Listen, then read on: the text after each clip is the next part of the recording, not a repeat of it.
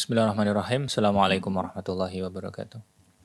Alhamdulillahirrabbilalamin. Wabihi nasta'in wala umurid dunya waddin. Wassalatu wassalamu ala ashrafil anbiya'i wal mursalin. Sayyidina Muhammadin wa ala alihi wa sahbihi wa man saru ala nahji ila yaumiddin amma ba'd. Alhamdulillah atas nikmat yang Allah subhanahu wa ta'ala karuniakan kepada kita. Nikmat yang luas, nikmat yang begitu banyak, nikmat yang kita tidak akan mampu menghitung nikmat tersebut. Semoga Allah subhanahu wa ta'ala memberikan taufik kepada kita agar kita menjadi hamba-hambanya yang bersyukur kepada Allah subhanahu wa ta'ala. Kemudian salawat dan salam kita aturkan kepada Nabi Muhammad sallallahu alaihi wasallam, pembawa risalah Islam yang telah menunjukkan jalan yang hak, jalan yang terang, jalan yang tidak ada lagi keraguan di dalam jalan tersebut. Dan semoga Allah subhanahu wa ta'ala memudahkan kita untuk menapaki jalan tersebut dan meniti jalannya Rasulullah sallallahu alaihi wasallam dan para sahabatnya ridwanullah alaihim ajma'in. Pemirsa yang dirahmati oleh Allah Subhanahu wa taala, majelis kita membacakan kitab tentang Khulafaur Rasyidin dan Daulah Abbasiyah. Yang belum mendapatkan, yang ingin mendapatkan bentuk PDF dari bukunya, silahkan diunduh di link yang sudah disiapkan oleh teman-teman dari panitia. Pembahasan kita masih dalam pembahasan Daulah Umayyah. Pada pembahasan sebelumnya kita baru selesai membahas tentang Muawiyah bin Abi Sufyan. Maka sekarang kita membahas yang kedua, khalifah yang kedua, yaitu Yazid bin Muawiyah. Kita akan membahas pembahasan baru tentang Yazid bin Muawiyah dan nanti akan kita bahas tentang peristiwa terbunuhnya Husain.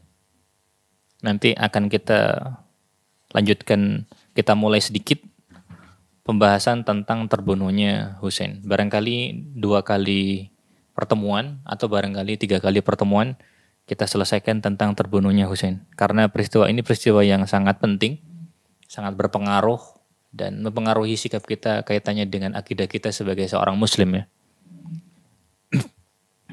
Kita mulai yang pertama tentang Yazid dulu.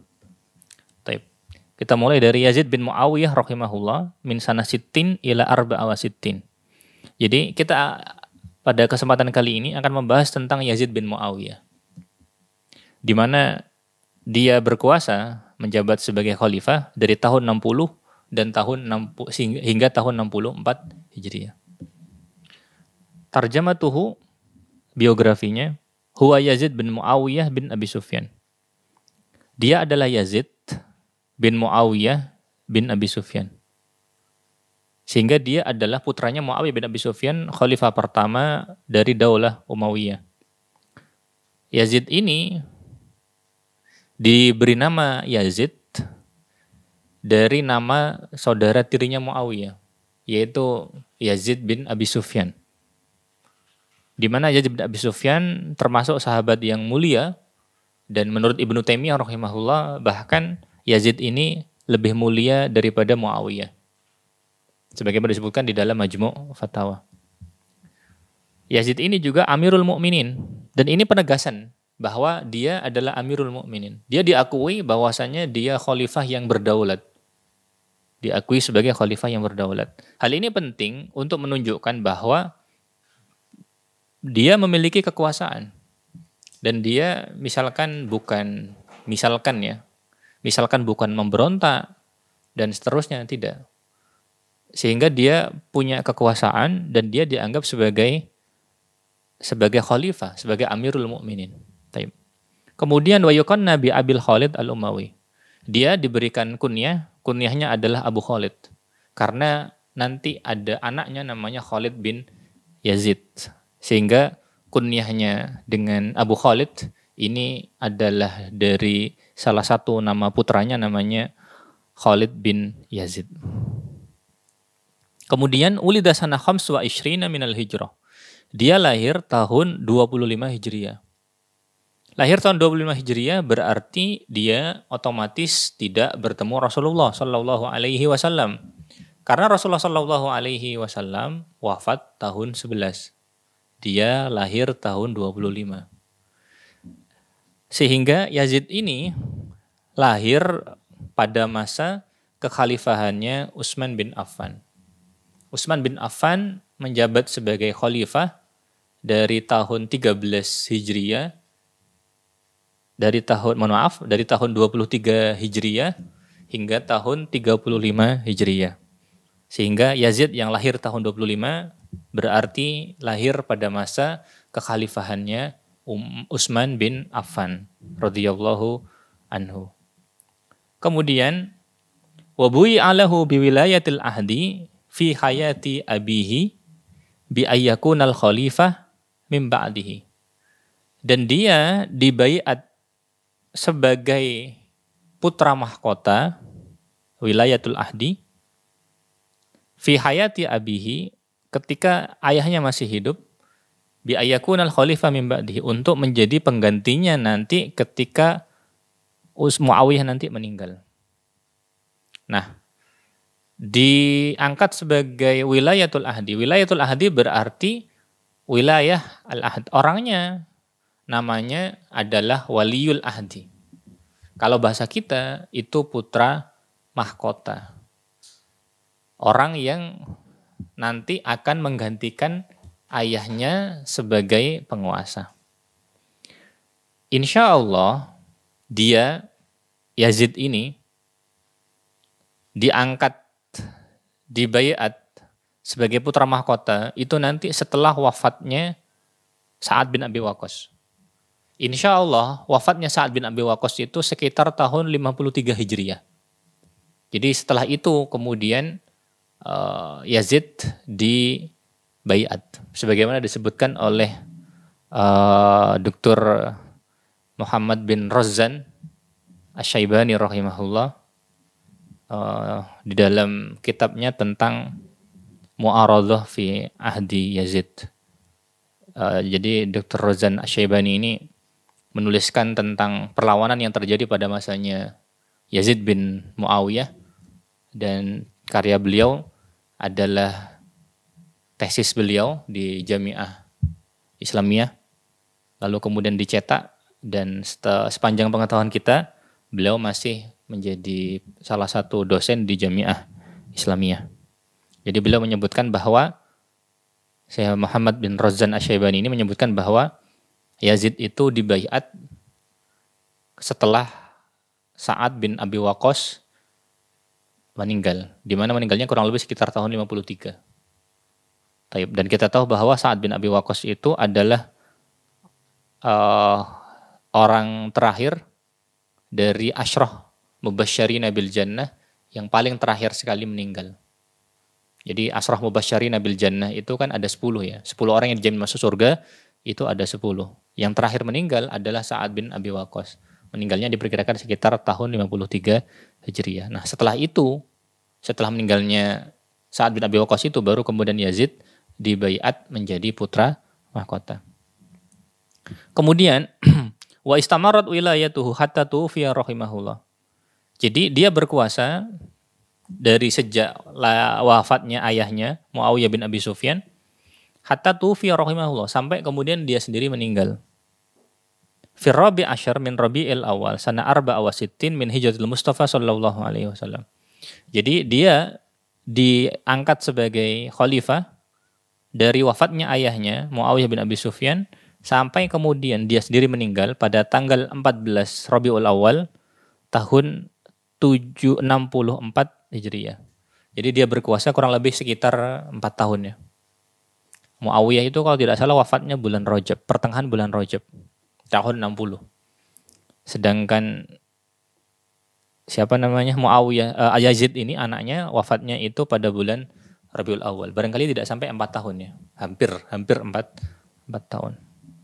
Karena Rajab sudah bulan-bulan akhir ya. Karena Rajab sebelum Sya'ban, setelah Sya'ban Ramadan.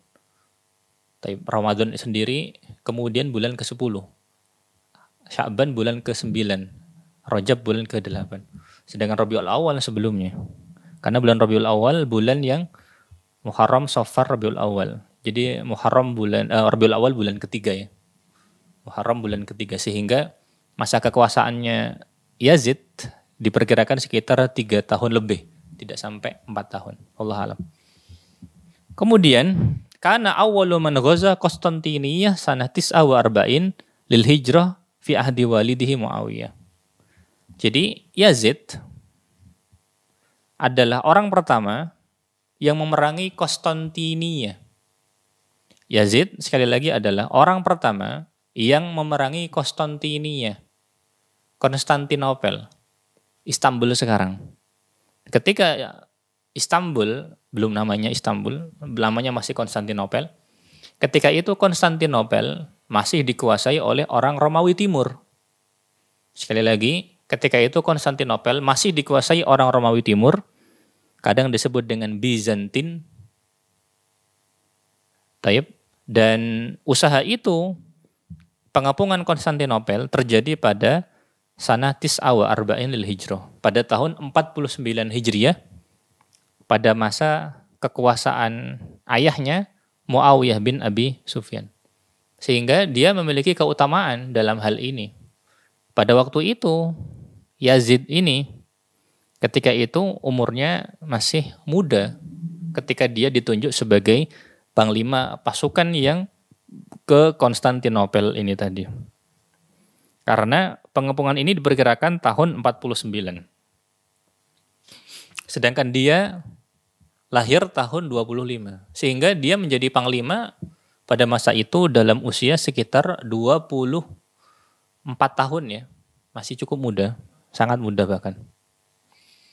Wa qad thabata fil hadits anna Rasulullah sallallahu alaihi wasallam qala awwalu jaisin yaghzu madinata Qaisar maghfurun lahum. Rawahul Bukhari.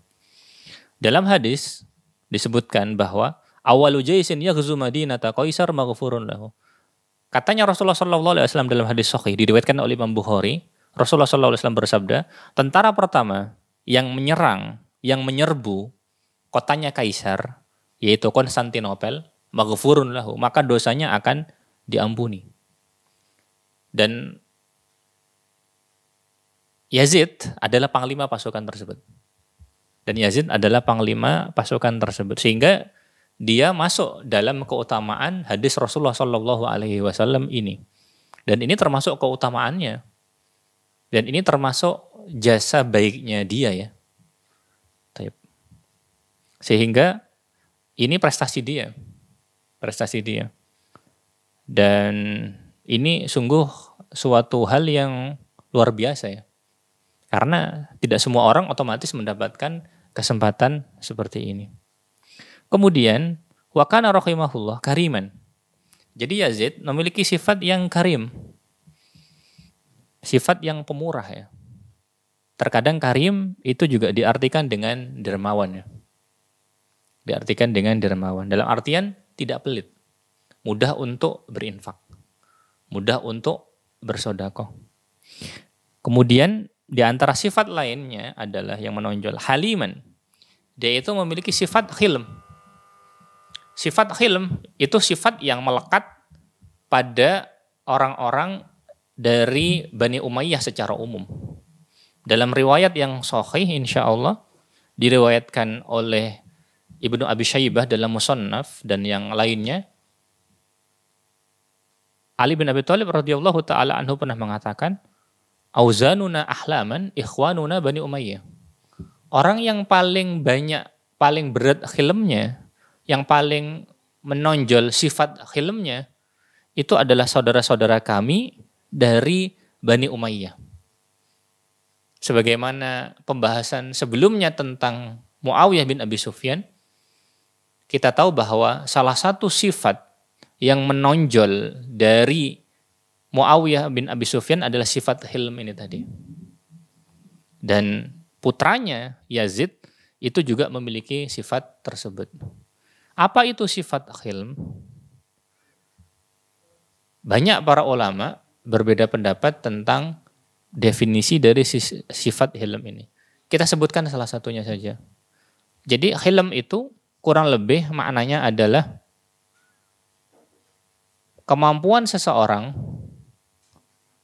untuk menahan marahnya ketika kemudian marah itu bergejolak.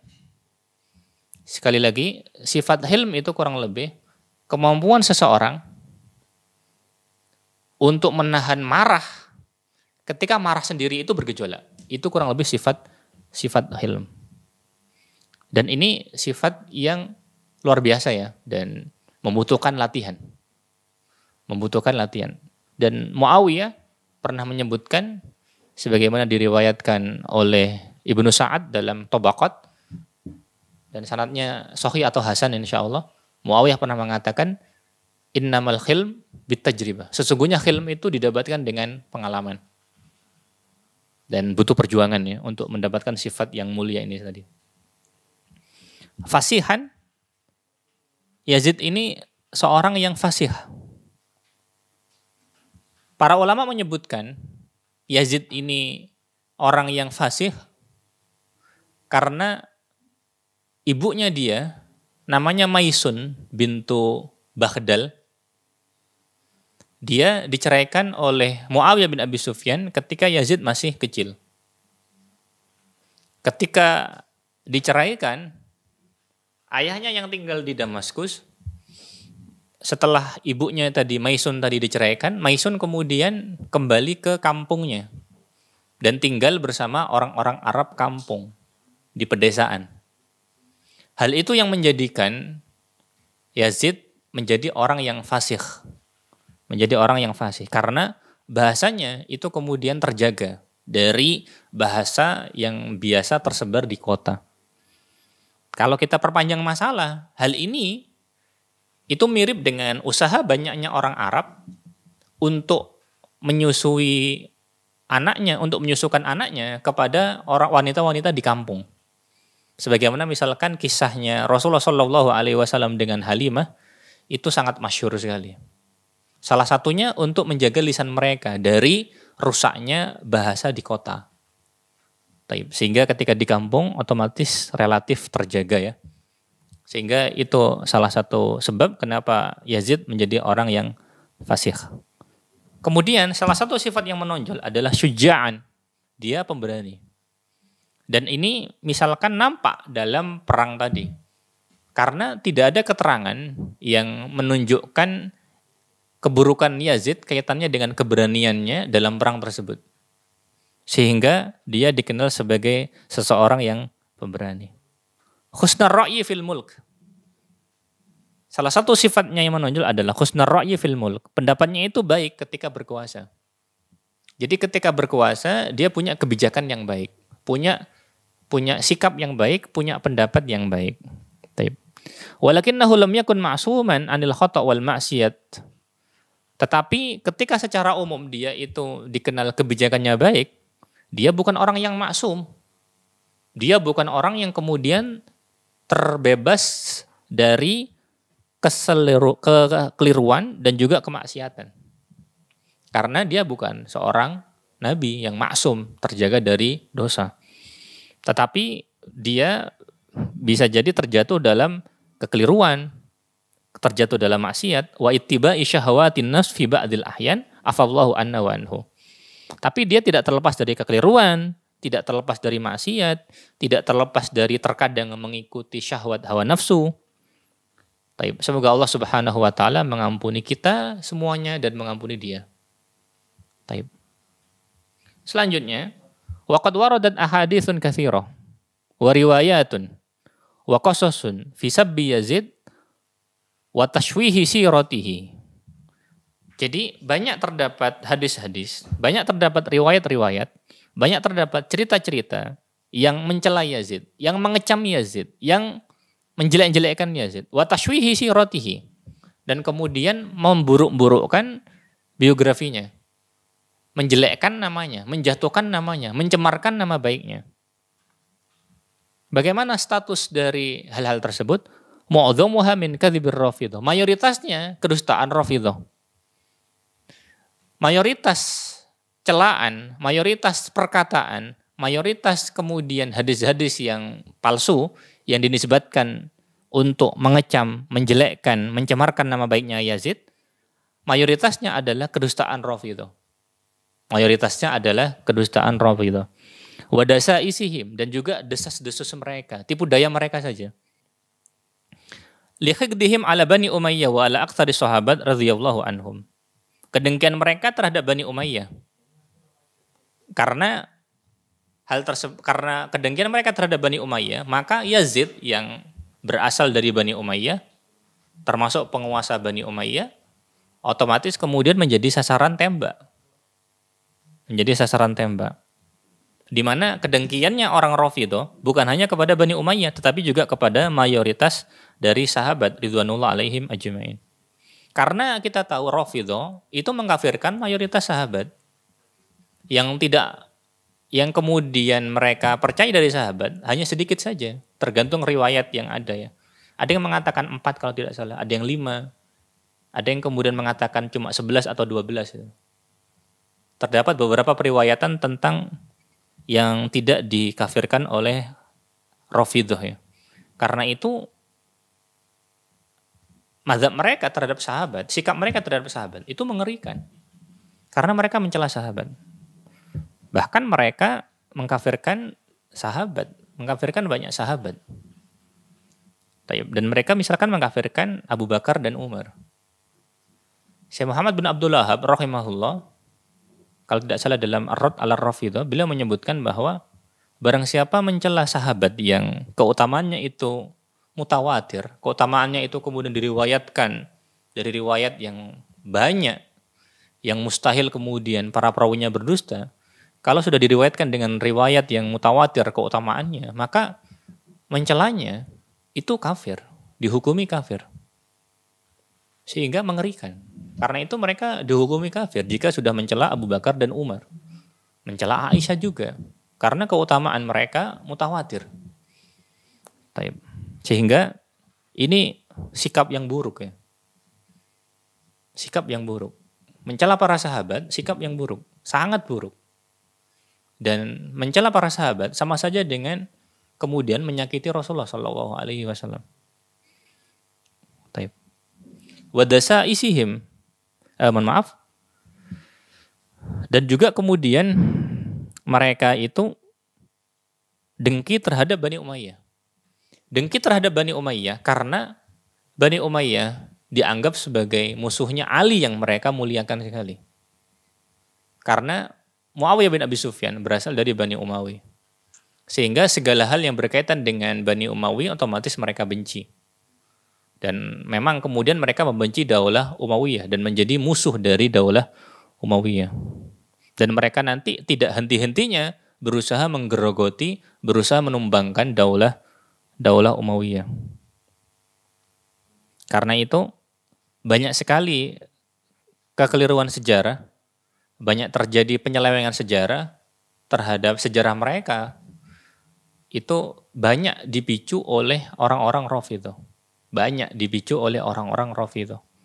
Karena itu sederhananya bisa kita sampaikan bahwa penyelewengan sejarah pada masa awal Islam dulu itu terutama oleh orang-orang Rafidhah. Penyelewengan sekarang itu terutama oleh orang-orang orientalis. Terutama oleh orang-orang orientalis. Kemudian riwayat-riwayat tadi, riwayat-riwayat tentang celaan terhadap Yazid, ba'dhuha dhaiful isnad la yasih. Sebagiannya sanadnya lemah, tidak sah untuk dijadikan dalil, tidak sah untuk dijadikan hujjah. Jadi orang ngomong sembarangan saja tanpa ada buktinya. Maksudnya itu rekaan-rekaan yang dibuat-buat, tidak memiliki sanad yang jelas ya. Karena kita tahu bahwa ilmu pada awal Islam sampai sekitar abad ke-5 itu rata-rata ilmu itu bersanad. Ciri khas penulisan pada abad pertama Hijriyah sampai abad ke-5 Hijriyah itu bersanad. Hampir semua tulisan atau mayoritas tulisan pada abad pertama sampai abad ke-5 Hijriyah itu rata-rata bersanad. Banyak yang bersanad. Dan termasuk ciri khas mereka gitu. Dan sanad itu kemudian menjadi salah satu sarana penting untuk membedakan ilmu tadi, ilmu yang sampai, untuk membedakan kabar yang sampai. Sehingga ketika kemudian sanadnya itu dilihat, maka menjadi salah satu alat untuk kemudian mengetahui isi dari berita yang dibawakan. Karena sanad itu adalah jalan atau jalur atau riwayat yang melalui perantaraan orang ini, orang itu, dan seterusnya. Dan sanad itu kemudian rangkaian dari orang-orang yang menyampaikan berita tersebut. Jadi saya dengar dari fulan, fulan dengar dari fulan, fulannya dengar dari siapa lagi. Para ulama kemudian nanti menilai orang-orang tadi itu kemudian dinilai apakah baik ataukah tidak periwayatannya. Dan itu adalah ciri khas dari keilmuan Islam pada abad pertama Hijriyah dan menonjol sampai abad kelima Hijriyah. Dan kita tahu bahwa para ulama menyebutkan al-isnad minad din. Isnad itu adalah bagian dari agama. Laulal isnad laqala man syaa ma syaa. Kalau bukan karena isnad, orang-orang akan mengatakan apa yang dia kehendaki dan siapapun yang menginginkannya. Laqala man syaa ma syaa, mengatakan siapapun yang dia kehendaki dan apapun yang dia kehendaki. Sehingga sanad menjadi salah satu hal untuk menilai suatu kabar. Wa min dzalika ittihamuhu bisyurbil khamr. Dan hal itu misalkan tuduhannya adalah tuduhan bahwasanya dia minum khamr. Jadi insya Allah tidak benar kalau kemudian Yazid itu dituduh minum khamr. Wa tarki sholawat, sebagaimana juga tidak benar bahwasanya Yazid itu meninggalkan sholat. Kita lihat. Jadi tuduhannya itu kemudian tuduhan meninggalkan sholat. Maksudnya berarti sholat itu dianggap suatu hal yang penting. Zaman sekarang orang tidak peduli dengan meninggalkan sholat. Banyak tidak peduli lagi. Itu menunjukkan bahwa betapa umat pada masa itu sangat dekat dengan zaman kenabian. Di mana kemudian mereka menjaga aturan-aturan Islam, menjaga syariat Islam. Taib. Nasallallahu as-salama wal afiyah. Wal inghimas fi syahawat al-muharramah. Dan juga tidak benar tuduhan bahwasanya dia itu tenggelam dalam syahwat yang terlarang. Wa qad syahida lahu bil bara'ah min hadhihi tuham.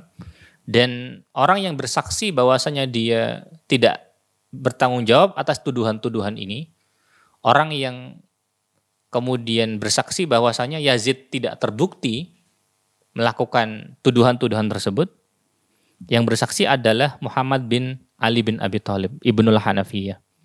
Yang bersaksi adalah anaknya Ali, namanya Muhammad bin Ali bin Abi Thalib. Lebih terkenal dengan anak namanya Muhammad bin Al-Hanafiyah. Disebut Al-Hanafiyah karena ibunya dari Bani Hanifah, sehingga disebut Al-Hanafiyah. Khina ittahamahu al-kharijuna alaihi fil Madinah. Jadi Muhammad bin Al-Hanafiyah, anaknya Ali bin Abi Thalib, menafikan, tidak membenarkan, dan mendustakan tuduhan bahwa Yazid itu minum khamr. Muhammad bin Al-Hanafiyah juga mendustakan kabar bahwasanya Yazid itu meninggalkan sholat. Muhammad bin Al-Hanafiyah juga mendustakan kabar bahwa Yazid itu tenggelam dalam syahwat. Tidak benar. Tuduhan-tuduhan itu tidak benar, katanya Muhammad bin Al-Hanafiyah. Di mana orang yang menuduh tersebut itu adalah pemberontak terhadap orang-orang yang memberontak terhadap Yazid. Orang-orang yang memberontak terhadap Yazid. Faqala lahum, maka Muhammad bin Al-Hanafiyah mengatakan kepada para pemberontak di Madinah, para pemberontak terhadap Yazid di Madinah. Maka Muhammad bin Al-Hanafiyah mengatakan, "Ma ra'aitu minhu ma tadhkurun." Aku tidak melihat apa yang kalian sebutkan dari tuduhan-tuduhan tersebut. Aku tidak melihat apa yang engkau tuduhkan, apa yang engkau sebutkan dari tuduhan-tuduhan tersebut. Wa qad hadartu wa aqamtu indahu. Aku hadir dan aku tinggal bersama dengan dia. Maksudnya dia bersama dengan nginep di tempatnya Yazid selama kurang lebih 1 bulan. Dan itu waktu yang cukup ya untuk mengetahui keadaan seseorang. Jadi dia tidak sembarangan bicara. Muhammad bin Al-Hanafiyah tidak sembarangan bicara. Fara'aituhu muwadziban 'ala shalat. Dan aku lihat dia senantiasa menjaga salatnya. Mutaharriyan lil khair, berusaha mengedepankan kebaikan, berusaha melakukan kebaikan. Yas'alu anil fiqh, bertanya tentang agama, anil fiqh, pemahaman agama, kaitannya dengan agama. Mulaziman li sunnah, menjaga sunnahnya Rasulullah Shallallahu Alaihi Wasallam. Karena dia menjaga aturan agama, Yazid menjaga aturan agama, meskipun dia bukan maksum. Tapi tuduhan dia minum khamar, dia meninggalkan sholat, misalkan meninggalkan sebagian sholat, dia tenggelam dalam syahwat yang diharamkan, tuduhan ini tidak berdasar. Alasannya karena Muhammad bin Hanafiyah telah bersaksi itu yang dia lihat. Karena tidak mungkin kemudian Yazid pura-pura misalkan. Untuk apa gitu loh? Dia tidak punya kekuasaan. Muhammad bin Hanafiyah tidak punya kekuasaan. Kedudukannya Yazid itu lebih tinggi.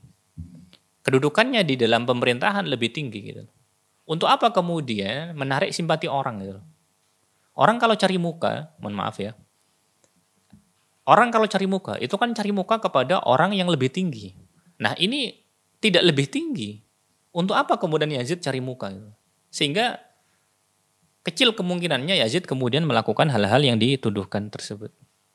Sehingga kalau kemudian orang nuduh, dia harus memiliki bukti. Dia harus punya bukti. Dan orang menuduh tanpa dasar, maka dia telah berbicara sembarangan. Dia harus mempertanggungjawabkan tuduhan tersebut jika tidak terbukti. Karena itu tuduhan sembarangan itu sangat berbahaya. Kemudian, waqad kanat wafatu Yazid rahimahullah fi syahri Rabiul Awal sana 64. Dan wafatnya Yazid pada bulan Rabiul Awal tahun 64 Hijriah. Wa kana fi tsamina was salasin min umrihi, dan ketika Yazid itu meninggal umurnya 38 tahun. Ketika Yazid meninggal umurnya 38 tahun. Berarti ketika dia jadi khalifah umurnya itu sekitar 34 tahunan. Sekitar 34 tahunan. Baik. Kita lanjutkan. Al-fitan fi ahdi Yazid. Beberapa fitnah yang terjadi pada masa Yazid. Musannif menyebutkan, ubtuliya Yazid rahimahullah bi thalathi fitanin.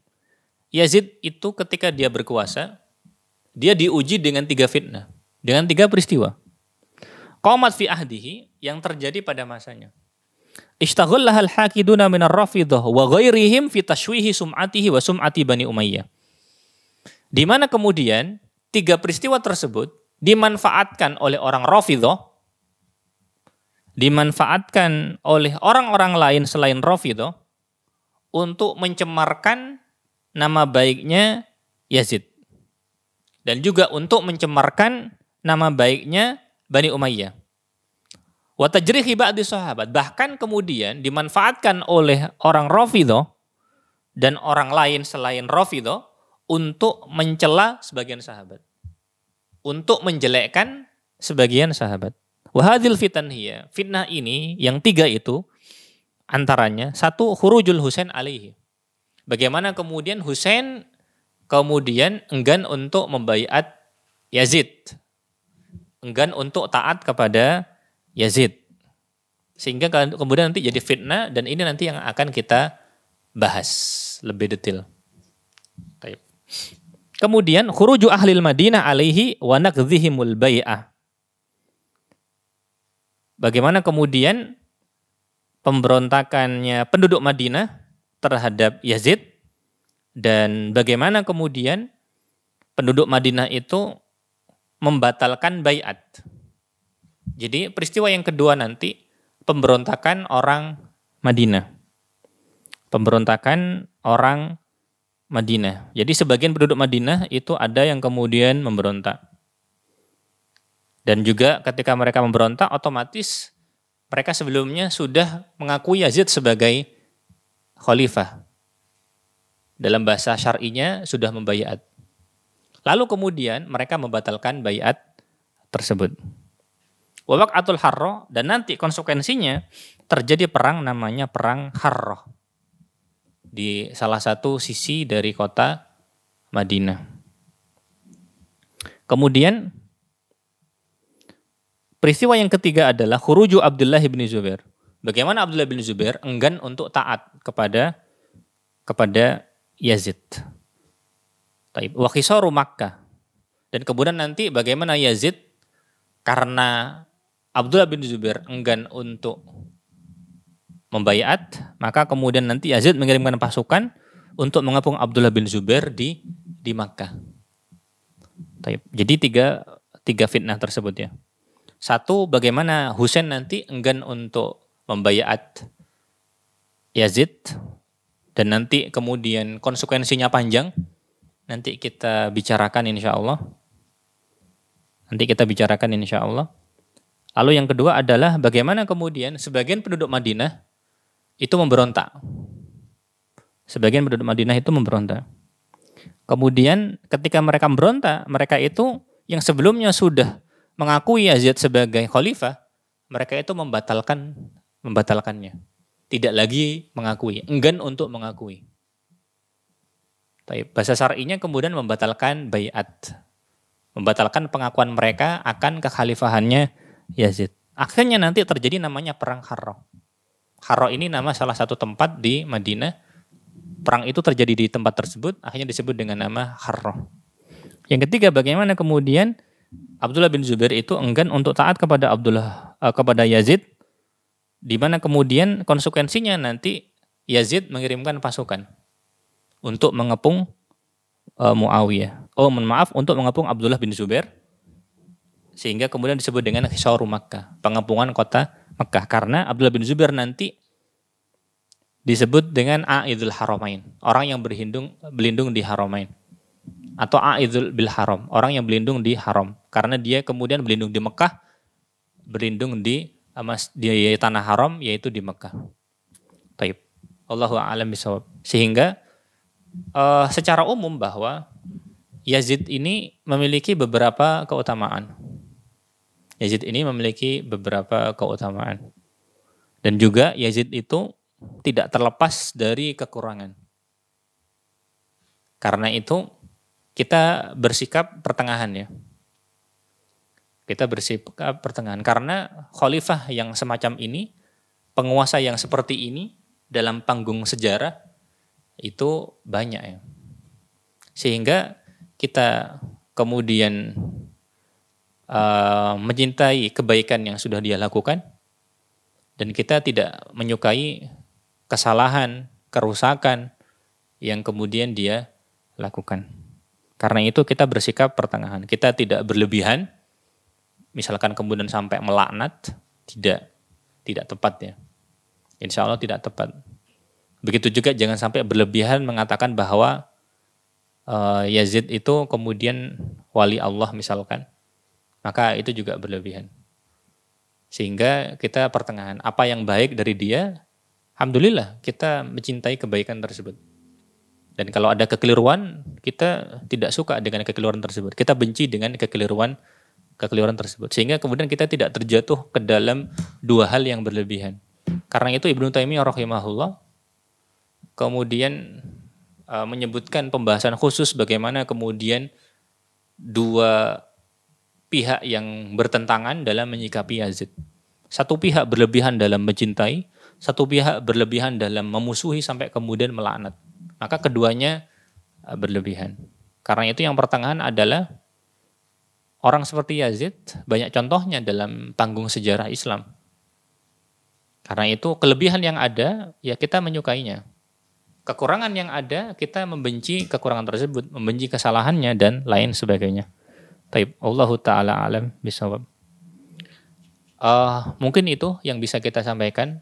Pembahasan yang akan datang kita masuk pembahasan tentang pembahasan tentang peristiwa terbunuhnya Husain. Taib, kita akhiri naktafi bihadza wa sallallahu ala Muhammadin wa ala alihi wa sahbihi wa sallim. Subhanakallahumma wa bihamdika asyhadu an la ilaha illa anta astaghfiruka wa atubu ilaik. Assalamualaikum warahmatullahi wabarakatuh.